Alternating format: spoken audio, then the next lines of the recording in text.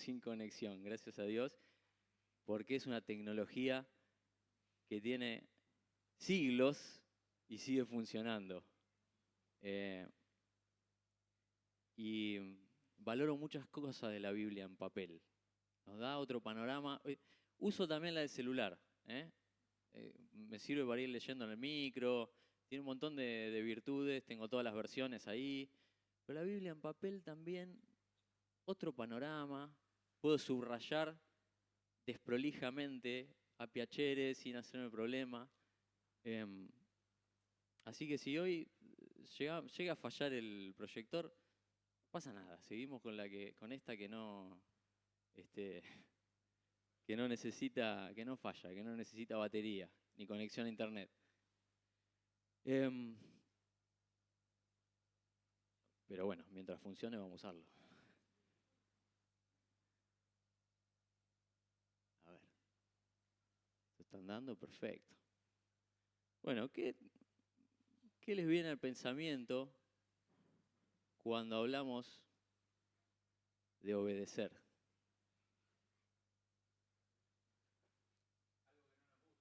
Algo que no nos gusta, ¿eh? Sí, es verdad. Difícil. Estoy en una etapa de crianza de 2 niñas. Es lo más difícil de todo es esa parte. Pero, ¿y qué significa obedecer? ¿Qué les parece? ¿Qué les viene así como un primer pensamiento? Bien. Es de diccionario casi esa, ¿eh? Sí. Poner mi voluntad de acuerdo a lo que me están pidiendo. Sí. Reconocer la autoridad. Ujú. Claro. Eh, Normas. Sí, yo tenía anotado acá conocer una serie de reglas, normas, leyes y ejecutarlas, ¿no? O llevarlas a la práctica. Una lista, en general, una lista de cosas que no y una lista de cosas que sí, lista de cosas que están prohibidas y que están permitidas y adecuar nuestra conducta a eso, ¿no? Hace poquito encontré por segunda vez un cartel que fue una ordenanza, increíblemente, y que se lo van a encontrar si andan por algún edificio público en Buenos Aires. Prohibido escupir en el suelo. Ordenanza Municipal, abril 21, 1902. Esa foto la saqué yo, no es inteligencia artificial. O la otra, prohibido pintar leyendas. ¿Cómo vamos a difundir esa norma pintando una leyenda en la pared? ¿Sí? Bueno, estas normas que pueden parecernos sencillas de cumplir, hasta ridículas, porque a veces pierden vigencia, ¿no? Pero nos ilustran que siempre estamos inmersos en un sistema o en distintos ámbitos, ¿no? En un sistema de reglamentos, leyes, normas, ¿sí? En nuestro país, en nuestra ciudad, en nuestro trabajo, en la facultad, en todas las instituciones hay una normativa, ¿sí? Y como siempre, bueno, hay algunas normas que son sencillas de cumplir, por ejemplo la de no escupir en el suelo. En algunos ámbitos, espero que no lo hagan en su casa o en la escuela o en la facultad, y otras que son más difíciles y otras que no nos gustan, ¿no? Que nos ponen a luchar con nuestro ego también. Y el texto que vamos a leer hoy, de 1 Juan, habla sobre guardar los mandamientos, habla sobre guardar la palabra de Dios, cosa que algunas versiones literalmente dicen obedecer los mandamientos, obedecer la palabra de Dios. Son sinónimos, ¿no? Pero muchas veces tomamos eso o leemos eso con, con una superficialidad propia de, a veces, de nuestra inmadurez, ¿no? Pablo decía en Colosenses, ¿por qué ustedes se atan a preceptos como no comas, no tomes, no hagas esto, no hagas lo otro? ¿Sí? Que al parecer tienen que ver con la disciplina, pero en realidad no tienen mucho que hacer con el pecado, ¿no? No tienen mucho que hacer con nuestra vida interior. Así que a veces interpretamos eso de manera superficial y la invitación hoy es a que tratemos de meditar un poquito más profundo en qué significa guardar los mandamientos, qué significa guardar la palabra de Dios en nuestro contexto y en el contexto también que lo escribió Juan. Así que vamos a leer el texto.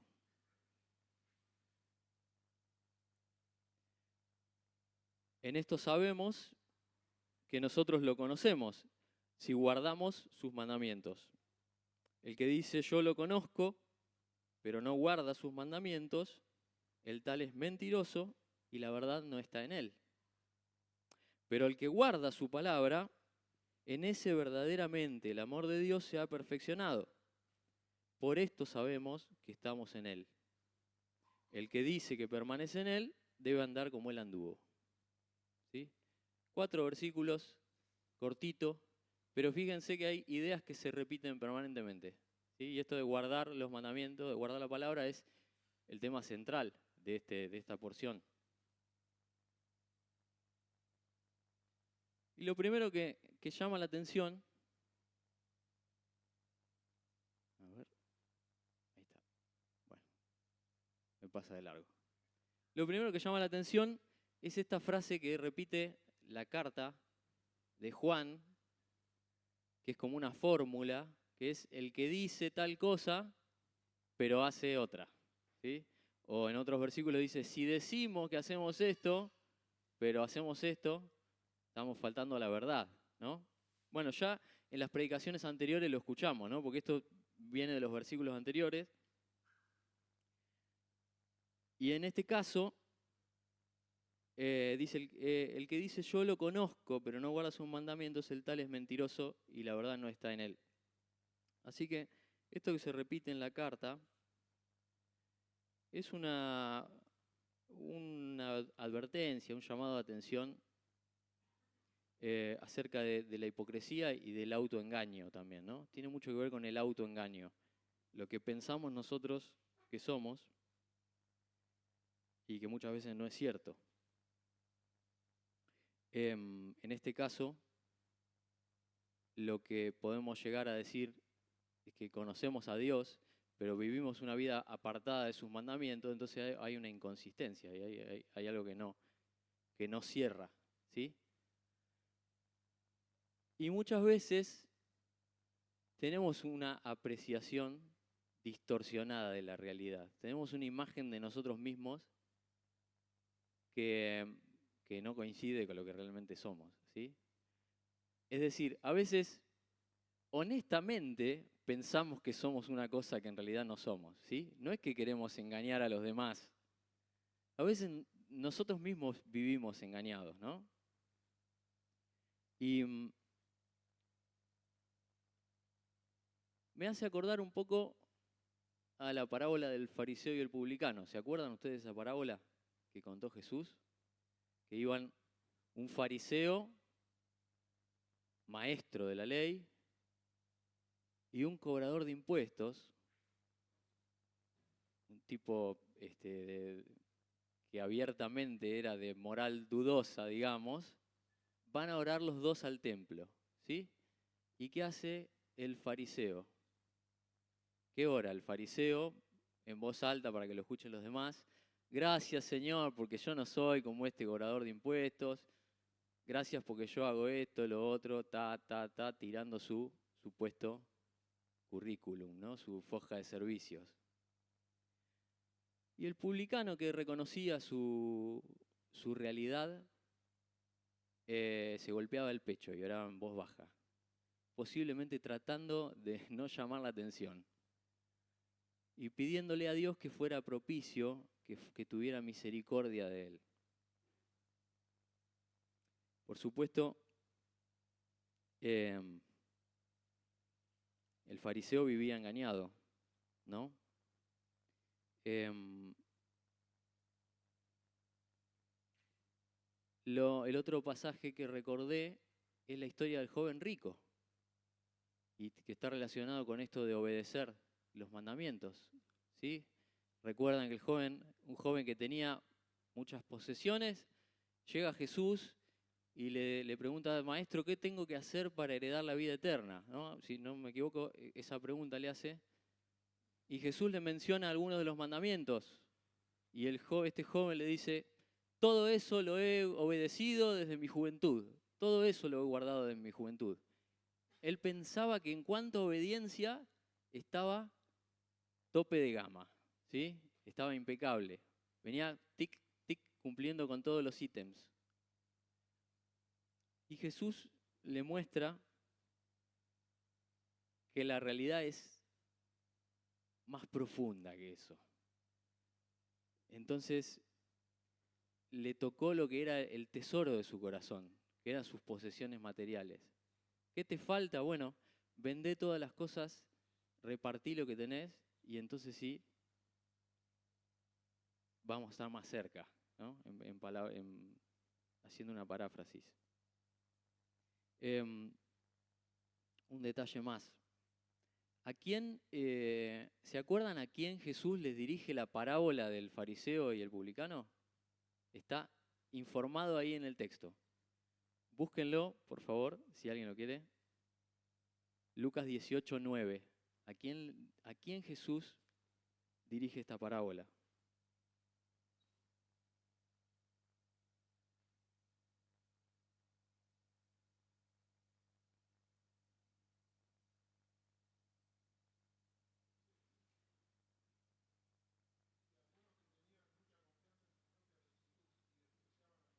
Exactamente. A unos que tenían mucha confianza en su propia rectitud y despreciaban a los demás. ¿Sí? En mi versión dice, a unos que confiaban en sí mismos como justos y menospreciaban a los otros. A esos Jesús dirige esta parábola. Bueno, el llamado de atención de Juan en la carta varias veces es a esto, ¿sí?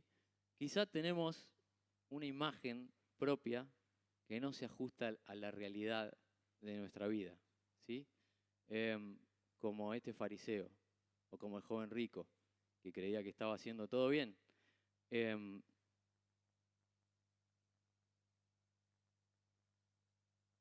Muchas veces, todos los días diría, hay que bajarse del caballo. Hay que cultivar la humildad. Hay que ponernos delante de Dios y decir, Señor, ¿en qué yo estoy pensando equivocadamente de mí mismo? Como dicen Romanos, ¿no? Que nadie tenga más alto concepto de sí mismo que el que debe tener. Pero bueno, este no es el tema central del pasaje, ¿sí? Pero está ahí y si está en varias predicaciones, quizá el Señor está queriendo está martillando muchas veces sobre el mismo clavo, ¿no? Para que lo aprendamos a los golpes.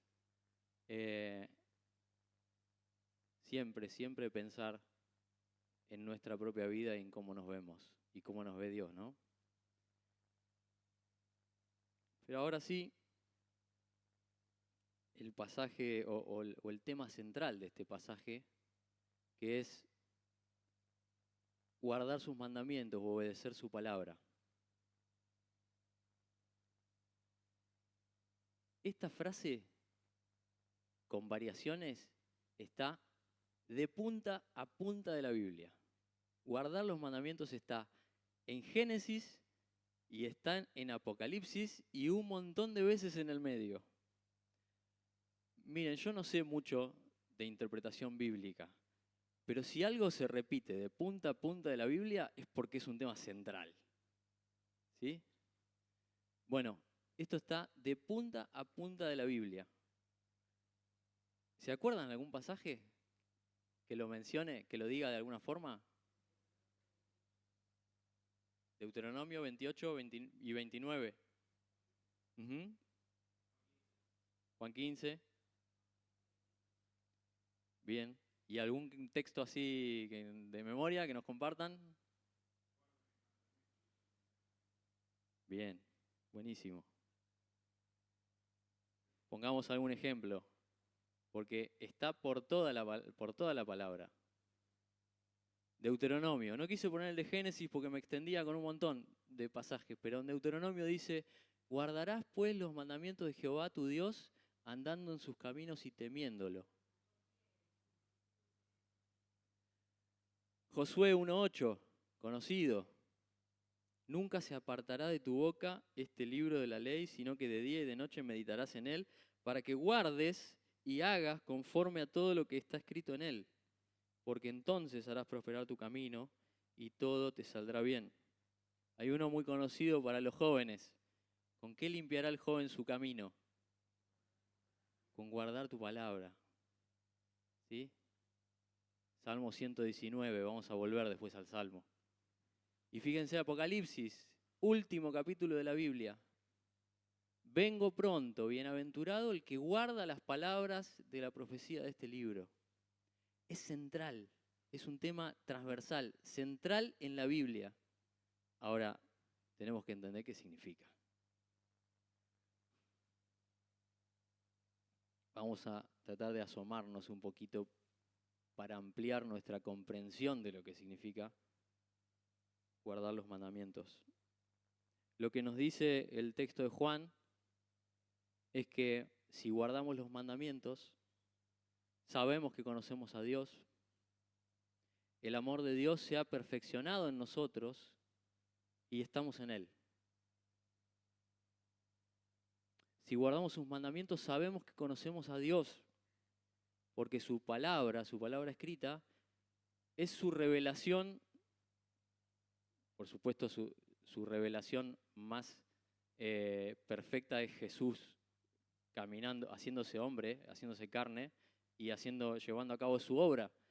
Pero además de Jesús y relacionado con Jesús, su revelación más concreta, más exhaustiva, donde podemos conocerlo más, es su palabra. Si guardamos la palabra de Dios, sabemos que estamos guardando aquello que Dios inspiró a un montón de hombres para que escribieran, para que llegara a nuestras manos y pudiéramos conocerlo. Podemos pensar en conocer a Dios a partir de la contemplación de la creación, que es algo que a mí, saben que lo digo y lo repito un montón, perdemos de vista que Dios es el creador y perdemos de vista la contemplación que deberíamos tener acerca de su maravillosa creación. Pero la palabra de Dios es más concreta, ¿sí? No podemos solamente conocer a Dios a partir de la contemplación, ni de la experiencia, ni tampoco podemos conocer a Dios solamente a partir del testimonio de otros. La palabra de Dios, sus mandamientos, son la revelación más concreta de Él, el testimonio más concreto de Él. Jesús mismo dice que las Escrituras dan testimonio de Él. Así que para conocer a Jesús, debemos conocer las Escrituras. Pablo le escribe a Timoteo que las Escrituras pueden hacerlo sabio para salvación, por la fe. Las Escrituras te acercan a Jesús, te pueden acercar a la salvación. La otra cosa que dice Juan es que si guardamos sus mandamientos, el amor de Dios se ha perfeccionado en nosotros. Me costó formular esta parte, me costó entenderla y formularla, ¿sí? No es difícil ponerlo en palabras. La NBI dice que en aquel que guarda los mandamientos el amor de Dios se manifiesta plenamente. El amor de Dios se manifiesta plenamente.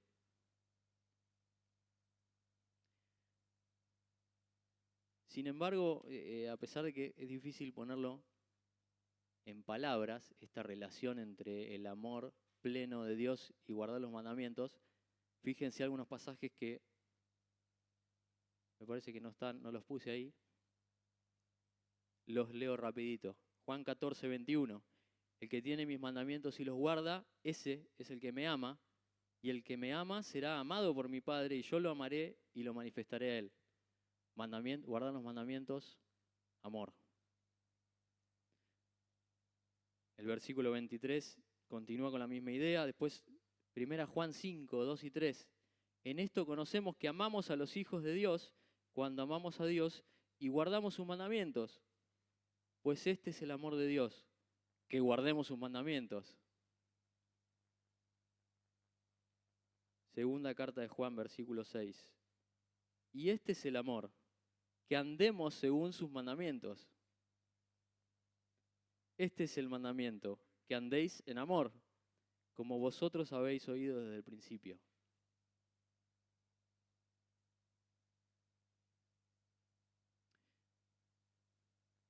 Y por supuesto, cuando preguntan a Jesús acerca de los mandamientos, Él dice: amarás al Señor tu Dios con todo tu corazón, y con toda tu alma, y con toda tu mente. Este es el primero y más importante mandamiento. Y el segundo es semejante al primero: amarás a tu prójimo como a ti mismo. De estos dos mandamientos depende toda la ley y los profetas. La vez pasada que me tocó predicar también hablaba, ¿no? El amor es la síntesis de toda la Biblia. Eh, los mandamientos se resumen en el amor a Dios y en el amor al prójimo. Entonces, cuando guardamos sus mandamientos, el amor de Dios se manifiesta plenamente en nuestras vidas. Lo recibimos plenamente y lo podemos dar plenamente. La otra cosa que dice Juan es que estamos en Él. La NBI dice: estamos unidos a Él. Y esto tiene que ver con una posición espiritual. Estamos en Él y con una permanencia en Él, ¿sí? Así que, ¿querés conocer a Dios? ¿Querés que el amor de Dios se manifieste de manera completa en tu vida? ¿Querés tener una posición espiritual segura, firme en Él? Acá. Hay que pasar tiempo acá.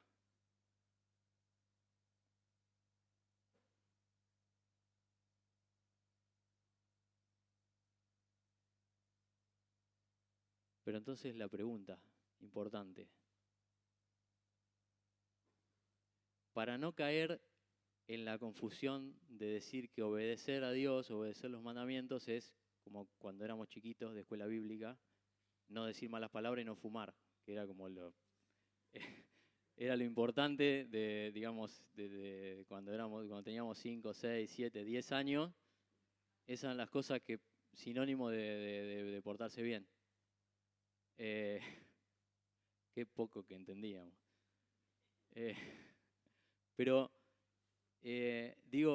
pero a veces pasa el tiempo y aunque no tenemos esas ideas, tenemos otras ideas, que pensamos que obedecer a Dios es tener algún tipo de disciplina que no necesariamente es mala, pero que no tiene que ver con con ser un producto de algo interno que está pasando adentro nuestro, ¿no?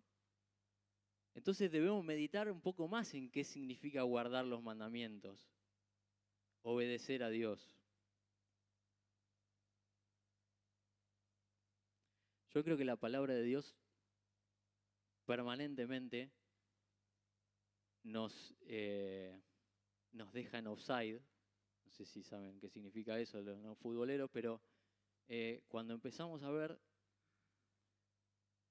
me pasa mucho ahora que soy padre y tengo hijas, y hago un paralelo entre Lo que a veces creo que es inmadurez de la niñez y veo cómo yo sigo cometiendo los mismos errores con 40 años con otras cosas. Pero sigo teniendo muchas veces un pensamiento inmaduro acerca de un montón de cosas. Y es por eso que nosotros con la palabra debemos ser, debemos permanecer en la palabra y debemos meditar y volver y volver y volver y volver. Tenemos memoria frágil a veces y tenemos tendencias a tropezar muchas veces con la misma piedra. Entonces, guardar su palabra es obedecer así a secas nomás, porque también podemos obedecer a la fuerza, esperando una recompensa.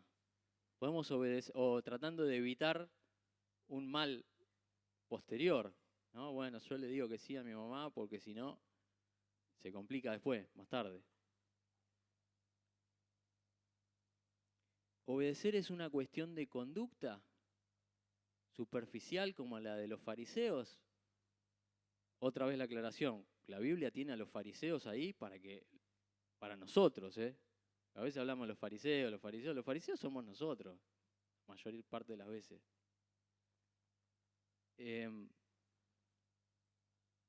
Como el joven rico, ¿sí? ¿No se afirmaron alguna vez a algo diciendo, bueno, pero yo esto y esto lo estoy haciendo bien?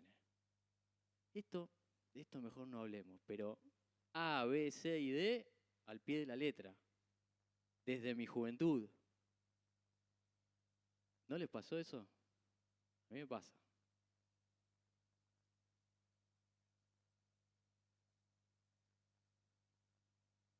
Bueno, mi postura, mi tesis es que guardar implica obedecer, pero es algo mucho más profundo, más amplio. ¿Sí? Dios a Josué le dice que guardes y hagas conforme, ¿no? Como si fueran dos cosas que están involucradas, pero que significan cosas distintas, que guardes y hagas. Al joven rico Jesús le pidió que entregara lo que era el tesoro de su corazón, que eran tesoros, literalmente, materiales, pero era el tesoro de su corazón. Quizás a otra persona Jesús, seguro que a otra persona Jesús no le pedía que entregara sus bienes, porque el tesoro de su corazón de A, B, C están en distintos lugares, ¿sí? El problema del joven rico era eso, en ese momento. Entonces, ¿se trata de cambiar la conducta exterior o se trata de cambiar el corazón? Que a posteriori, como resultado, veremos como cambios en nuestra conducta, ¿no? El hombre bueno, del buen tesoro de su corazón, saca cosas buenas, dice el Evangelio. Y el hombre malo, del mal tesoro de su corazón, saca cosas malas, porque de la abundancia del corazón habla la boca. Entonces, es cuestión de atacar lo exterior, que es lo que normalmente tratamos de hacer, o es cuestión de cambiar el corazón. ¿Es cuestión de tomarme una aspirina para que se me pase el dolor de cabeza y seguir comiendo y reventando como un chancho y en realidad no cambié la causa de mi dolor de cabeza?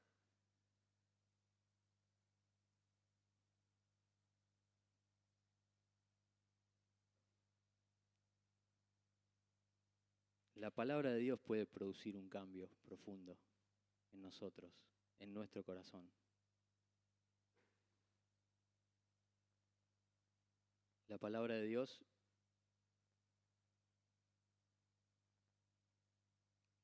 dice Hebreos que es viva, que es eficaz. ¿Qué significa que es viva para ustedes? ¿Qué creen?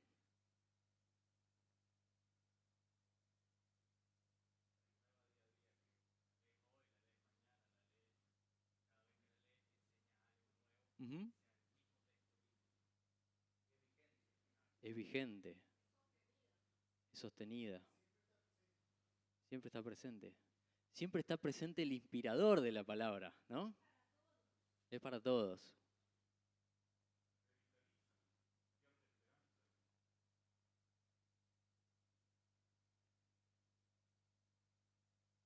Sí, cuando leemos la palabra con predisposición, el Espíritu Santo obra en nosotros.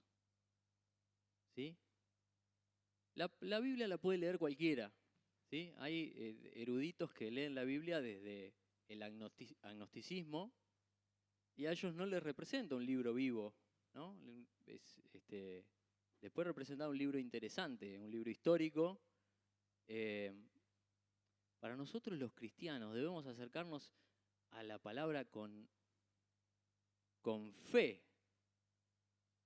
El Espíritu está ahí obrando en nuestras vidas.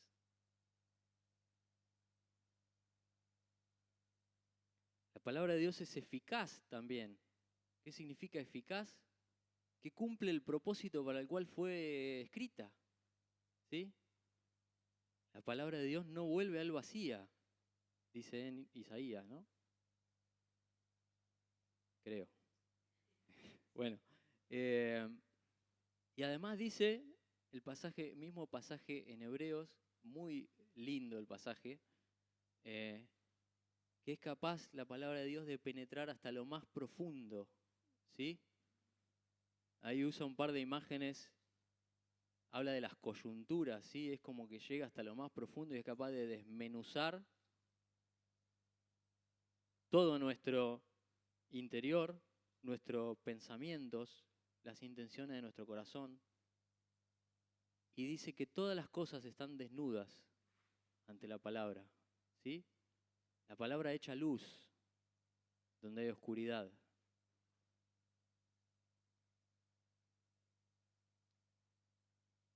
Además, la palabra de Dios, le escribe Pablo a Timoteo, es inspirada y es útil. Es útil. ¿Se acuerdan para qué cosas?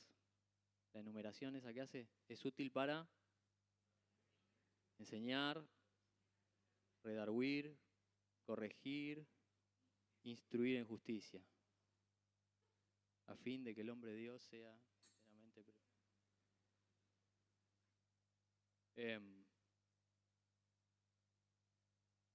así que a veces no nos acercamos a la palabra de Dios teniendo en cuenta todo eso, ¿sí? Pero la palabra de Dios es viva, es eficaz, es útil, discierne los pensamientos, las intenciones del corazón. Todo está desnudo ante la palabra de Dios.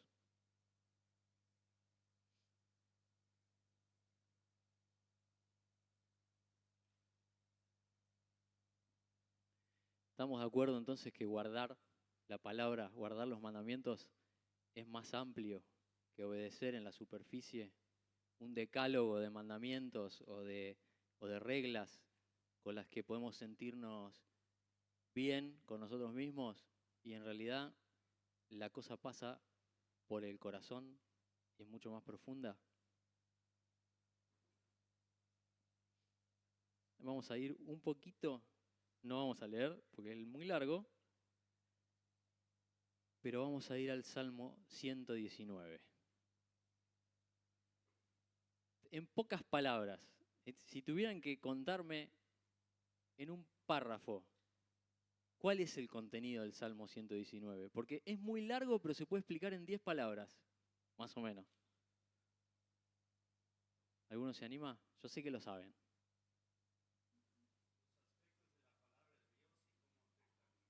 Exactamente. Habla todo de la palabra de Dios, ¿sí? Usa un montón de sinónimos para hablar de la palabra de Dios. Por supuesto, cuando se escribe el Salmo, hablaríamos del Pentateuco, quizá, no sé, alguno de los profetas, los libros históricos. Nosotros lo podemos ampliar porque creemos que el Nuevo Testamento es inspirado y entonces lo ampliamos al Nuevo Testamento. Y ahí en el Salmo 119, entonces, van a ver que habla de la palabra de Dios con estas palabras: ley, estatutos, mandamientos, juicios, testimonios, dichos, mandatos, ¿sí? Entonces, como son 100 y pico de versículos, y para no resultar redundante, el escritor usó un montón de sinónimos para hablar de la palabra de Dios. Ahora, lo interesante es que usa también un montón de palabras, de verbos, que para mí completan el concepto de lo que es guardar los mandamientos, guardar los estatutos. Y es muchísimo más amplio y más profundo que sencillamente obedecer. Muchísimo. Fíjense, Salmo 119. Atender, aprender, meditar, apegarse, considerar. Pensemos en nosotros todos los días leyendo la Biblia, ¿no? Cuando a veces tenemos 5 minutos, hacemos una pasada rápida y se terminó. Imagínense si tuvimos tiempo de considerar algo, ¿no? Recordar, o también aparece como no olvidar. Cumplir. Acá hay una de las dos palabras que a mí me suenan a obedecer, ¿no? Cumplir. Anhelar. Buscar. Regocijarse o deleitarse en los mandamientos, la palabra de Dios. No abandonar, no apartarse, no dejar. Esperar en la palabra de Dios, conocer la palabra de Dios, proceder según la palabra de Dios, sus mandamientos, sus estatutos. Amar, temer, estimar rectos. Esto me pareció muy interesante, ¿no? Si nos acercamos a la palabra de Dios, a aprender sus estatutos, es porque en alguna medida debemos estimar que son buenos, que son rectos, que van a hacer el cambio en nosotros. Desear, poner por obra. Acá aparece obedecer otra vez. Cantar, alabar a Dios por los estatutos, por los mandamientos. Orar, los mandamientos. Escoger, elegir. ¿Cuántas veces elegimos otra cosa? ¿Cuántas veces? No estoy hablando de elegimos hacer otra cosa en lugar de leer la Biblia. Muchas veces elegimos otros consejos en lugar de los consejos de Dios.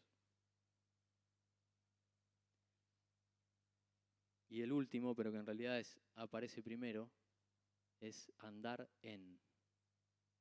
Andar en. Porque, y lo dejé para lo último, porque el último texto de Juan, del texto que estamos leyendo, versículo 6, dice que si permanecemos en Él debemos andar como Él anduvo. Y el Salmo 119, las casualidades no existen en la Biblia, empieza diciendo: bienaventurados los íntegros de camino, los que andan en la ley de Jehová, los que andan en la ley de Jehová.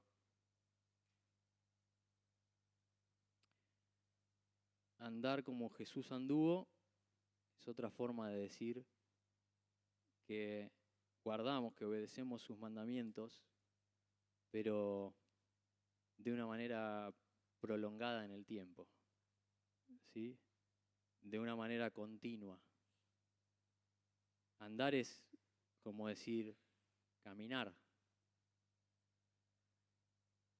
Está ligado a permanecer también, que lo menciona el versículo 6. Es algo de todos los días. Andar como él anduvo es algo de todos los días, se hace paso a paso. Se imita el ejemplo de Jesús, se camina detrás de sus huellas. Para mí está relacionado también con la idea de que corramos con paciencia la carrera que tenemos por delante, puestos los ojos en Jesús. A veces andamos demasiado apurados. No es una carrera de 100 metros la vida que tenemos en Cristo. Es una maratón que dura el tiempo que Él nos permita estar en este plano, no sé cómo quieran decirlo, en este envase. Pero andar como Él anduvo es seguir su ejemplo, pero de manera sostenida. Es correr con paciencia, puestos los ojos en Él.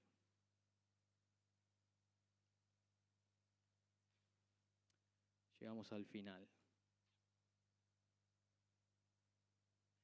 Y anoté algunas conclusiones que no están ahí, pero espero que les sirvan. Obedecer es solo una cosa superficial cuando tenemos algún grado de inmadurez.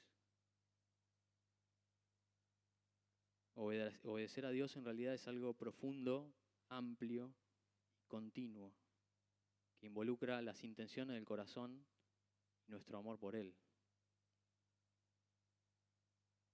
Guardar la palabra de Dios con todo lo que eso implica, que leímos en el Salmo 119, nos transforma y nos permite obedecer a Dios de adentro hacia afuera. ¿Sí?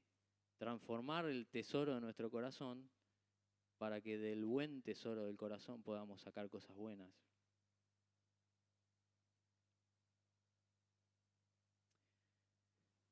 Y la parte más práctica, guardar los mandamientos como enseña el Salmo 119, requiere una gran dedicación.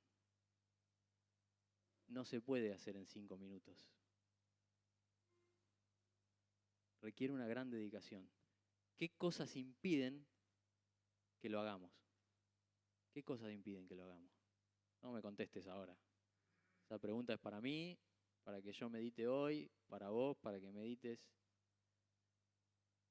¿Qué impide que podamos guardar la palabra de Dios? Insisto, que no es obedecer una serie de decálogos como si fuera un programa de computadora que vamos pasando de una instrucción a la otra. No. Es la ley de Dios que transforma nuestra vida desde adentro hacia afuera. Oramos, ¿les parece? Gracias, Señor, por tu palabra. Gracias porque hemos experimentado cómo transforma nuestra vida. Podemos decirlo como testimonio, Señor. Y gracias porque tu palabra es viva, porque vos estás ahí obrando, Señor, cuando masticamos, Señor, lo que leemos, cuando quedamos meditando, Señor, cuando nos acercamos a tu palabra con fe, con expectativa, Señor, cuando nos acercamos con humildad, sabiendo, Señor, que somos pecadores, Señor, y cuando oramos, Señor, con el espíritu del publicano de la parábola, vos haces una obra grande en nosotros, Señor. Gracias por tu palabra. Qué difícil, Señor, a veces es andar como Jesús anduvo, lo reconocemos. Reconocemos nuestro pecado, Señor. No es algo que hagamos todos los días. Ayúdanos, Señor, danos la determinación. Danos, Señor, el coraje y el poder, Señor, para quitar de nuestras vidas aquello que impide que lo hagamos. Que podamos, Señor, dedicarnos a guardar tu palabra.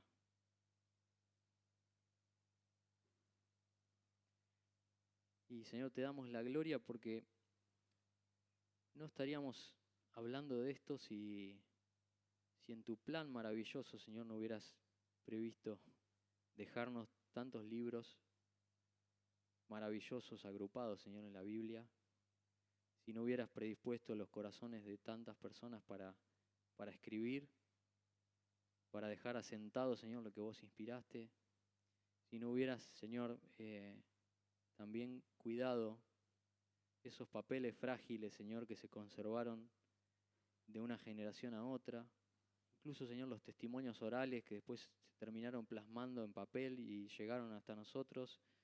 Gracias, Señor, por ese milagro de que la Biblia llegó a nuestras manos. Y queremos honrar, Señor, con nuestra vida todo lo que vos hiciste por nosotros. Todo lo que vos hiciste por nosotros. Gracias, te alabamos, Señor. Oramos en nombre de Jesús. Amén. Vamos a pasar al tiempo de la cena ahora. Los músicos, si quieren, pueden pasar.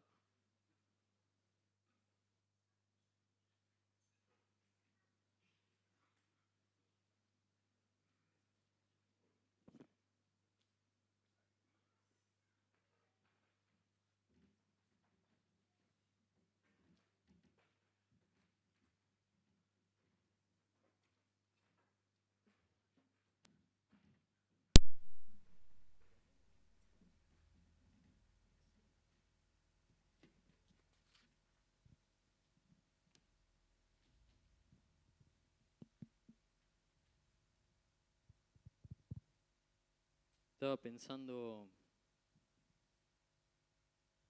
también en la cena y en esto que veníamos meditando.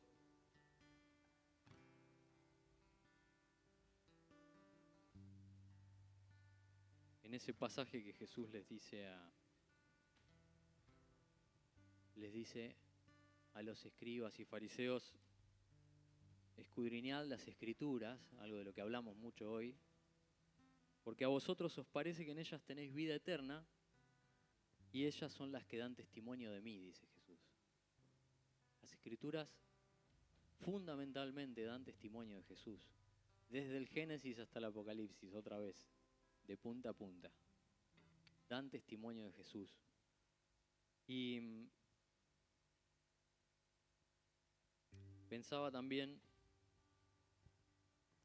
que podemos andar como Él anduvo, no solo por su gracia, por supuesto, pero sino también podemos andar como Él anduvo, porque Él anduvo entre nosotros. ¿Sí? Porque no podríamos decir, o no podríamos intentar andar como Él anduvo, si Él no hubiera descendido, no hubiera tomado forma de hombre, de siervo, si no tuviéramos testimonio de su vida en la tierra, no podríamos hacerlo. Y andar como Él anduvo también es imitar ese ejemplo, ¿no? Tener esa disposición al servicio de la que habla Filipenses, de tomar el cuerpo de un hombre, de un ser humano, de limitarse en tiempo y espacio, de batallar con la tentación y vivir para servir a los demás. Andar como Él anduvo es posible porque Él anduvo entre nosotros. Dice el Evangelio de Juan, empieza así: en el principio era el Verbo, y el Verbo estaba con Dios, y el Verbo era Dios. Este estaba en el principio con Dios. Todas las cosas por medio de Él fueron hechas, y sin Él nada de lo que ha sido hecho fue hecho. En Él estaba la vida, y la vida era la luz de los hombres. La luz resplandece en las tinieblas, y las tinieblas no la dominaron.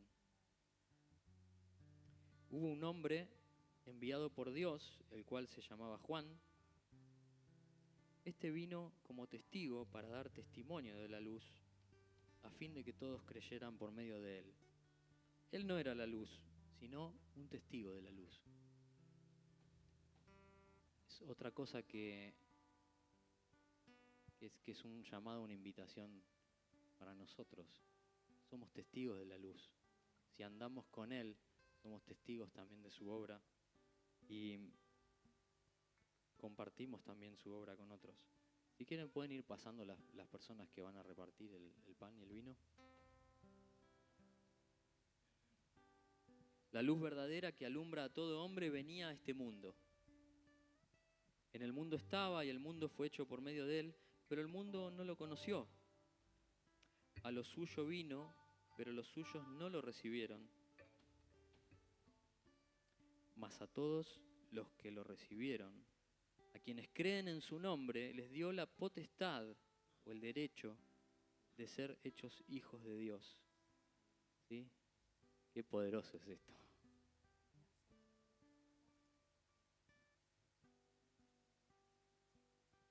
Empezamos a repartir. Si hay algún celíaco o alguien que come sin gluten, ahí está.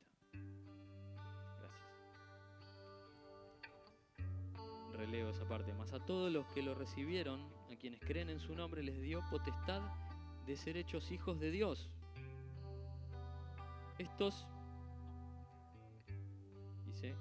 Estos no nacieron de sangre, ni por voluntad de carne, ni por voluntad de varón, sino de Dios.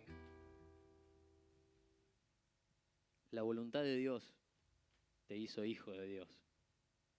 Nos hizo hijos de Dios. Y el Verbo se hizo carne y habitó entre nosotros, lo que decíamos, anduvo entre nosotros. Habitó entre nosotros lleno de gracia y de verdad. Y vimos su gloria, gloria como del unigénito del Padre. Juan testificó de él diciendo, este es de quien yo decía, el que viene después de mí es antes de mí, porque era primero que yo. De su plenitud recibimos todos, y gracia sobre gracia, porque la ley fue dada por medio de Moisés, pero la gracia y la verdad vinieron por medio de Jesucristo. A Dios nadie lo ha visto jamás, el unigénito Hijo que está en el seno del Padre, Él lo ha dado a conocer. Habitó entre nosotros, lleno de gracia y de verdad. Y así,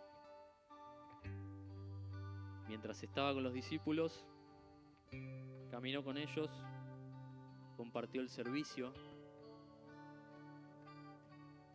se ensució los pies en esas calles de tierra permanentemente, comió con ellos como amigos, compartiendo el pan. Y en un momento, me imagino yo, ¿no? En un momento, vieron que siempre cuando hay alguien que quiere alzar la voz y decir algo en una reunión, siempre hay uno que dice, silencio, silencio. Silencio que va a decir algo importante, el maestro. Perdón por la actuación. Silencio que va a decir algo importante el maestro. Y ahí Jesús, me lo imagino yo, no, capaz que no pasó así, pero ahí Jesús agarró el pan y dijo, bueno, este pan que estamos comiendo, este vino que estamos tomando, va a ser un símbolo para que recuerden que mi cuerpo fue entregado por ustedes, mi sangre derramada por ustedes, y para que lo recuerden, lo traigan a memoria, este sacrificio, cada vez que se reúnan alrededor del pan y el vino. El vino que vamos a volver a tomar en la gloria con el Señor. Pero yo me lo imagino de esta manera, era una cena de amigos. No era un ritual solemne, pero sí en ese momento de algarabía, que estaban todos conversando, como cuando nos juntamos a comer con amigos, el Señor va a decir algo importante. Y es lo que quedó registrado en los evangelios, en las cartas. Y es otra de las cosas que llegó hasta nosotros, porque lo tenemos registrado acá.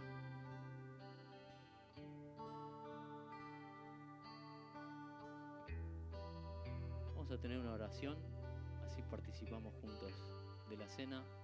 Es un momento comunitario, pero también un momento personal donde cada uno puede pensar su propia vida, examinarse, recurrir a la misericordia de Dios, que siempre está disponible. Sus brazos siempre están abiertos.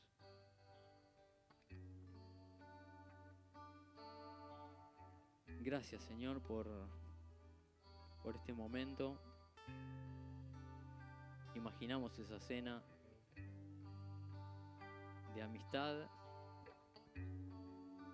de compartir, Señor, cosas normales de la vida y también un momento de quietud, de profundidad, de reflexión, pero en confianza, Señor. Somos, sin duda, Señor, somos como esos discípulos que estaban con vos en la mesa, con un montón de contradicciones, un montón de inconsistencias, Señor, muchas veces pensando cosas de nosotros mismos que no se ajustan a nuestra realidad. Pobres pecadores, Señor, nosotros. Pero gracias por tu misericordia, por tu perdón. Recordamos, Señor, tu cuerpo que fue partido, Señor, golpeado, lastimado, herido. Recordamos, Señor, tu sangre que fue también derramada. Pero también, Señor, recordamos, aún más allá de eso, Señor, que cargaste con el pecado sobre tus hombros. Cargaste con la vergüenza. Y tuviste que separar, romper la unión perfecta con el Padre, con el Espíritu, Señor, haciéndote maldición, haciéndote enfermedad por nosotros.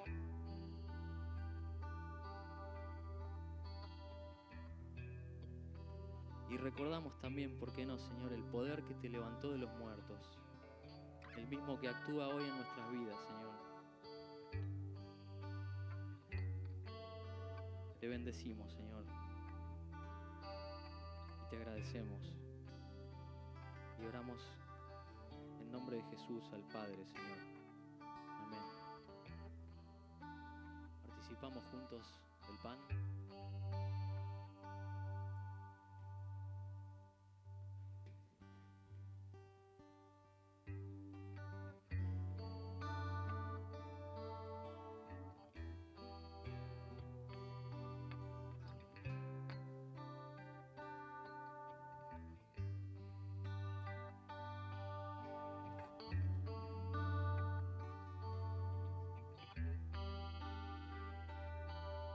Después de compartir el pan, tomó también la copa, un símbolo del nuevo pacto.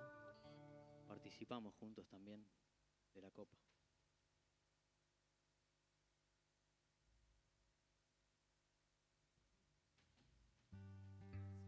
Seguimos.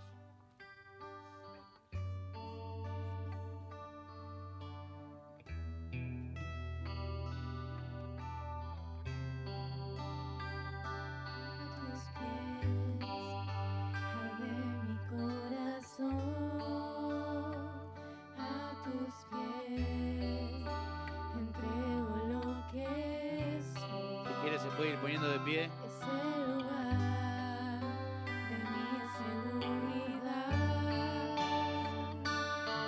donde nadie me puede señalar. Me perdonaste. acercaste a tu presencia, me levantaste, hoy me postro a adorarte. No hay lugar más alto, más grande que estar a tus pies, que estar a tus pies. No hay lugar más alto, más grande que estar a tus pies, que estar a tus pies. A tus pies de mi corazón, a tus pies entrego lo que soy. Es el lugar de nuestra seguridad, es el lugar De mi seguridad, donde no hay nadie, donde nadie me puede señalar. Me perdonaste, me acercaste a tu presencia, me levantaste, yo me postro a adorarte.